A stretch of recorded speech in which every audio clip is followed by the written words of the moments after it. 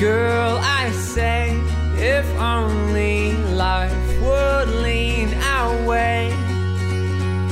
Will you? Hi, this is the food storage area for the elephants, and this is the area where food is cut up and cleaned, and it is renewed every 2 days. It's divided into 34 different parts because there are 34 different elephants, and each elephant needs a different type of nutrition and food.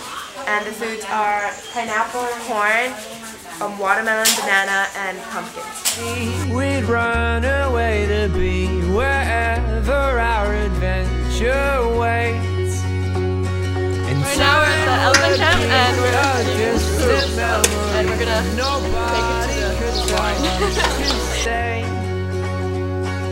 Well, I've been dreaming ever since I've seen you happen when you